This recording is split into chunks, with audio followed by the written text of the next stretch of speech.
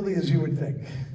We had actually, talked about when we were making the first movie, that if things worked out, there were other stories that we wanted to tell.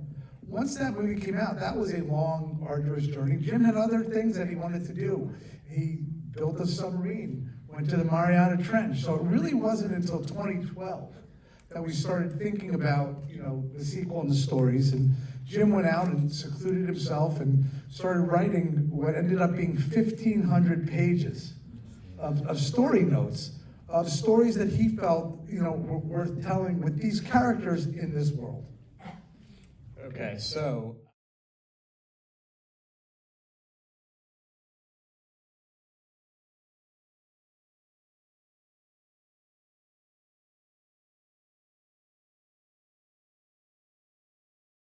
some of the physics of Earth, but very different in terms of what happens to the light in the environment of the forest, what happens to the light at the end of the day, where the light pulls apart and you get these beautiful shades of pink or orange or blue.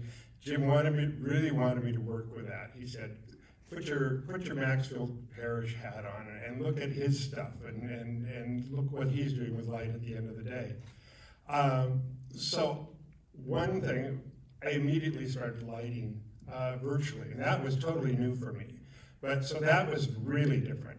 And That was about a year before live action. yeah, I would have to say that. I came on a year before live action, and immediately I jumped into virtual lighting. And I, for a day and a half, I really felt like a fish out of water. And then I discovered that this really marvelous lighting tool called Gazebo was tailored, had been worked on to work in the same way that directors of photography in the real world understand.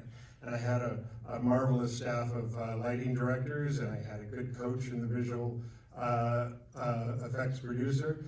And right away I jumped into it and I had a blast. The first thing I photographed that was different than what I would normally do was the scene where Sully and Kiri are on this little floating dock in the village, and the light is coming up from all the bioluminescence from underwater. And so Jim would give me clues. He says, hey, look at this living world. I want to feel the life of the planet merging with the life of the Na'vis. And so that I used as a motif. And then, anyway, this beautiful software allowed me to light with it just a tremendous amount of nuance.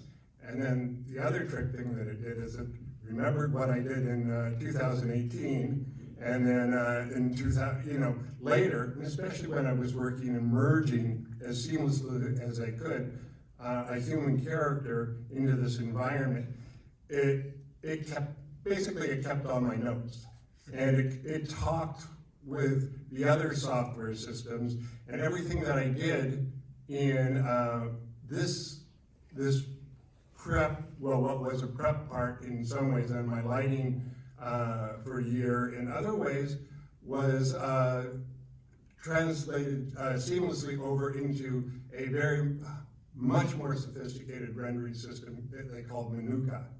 And so it was great to feel that nothing I did would be lost along the way. That's very different way of working, but the task is the same. I mean, it's really shape, mold, create. Painting with light. Yeah, paint.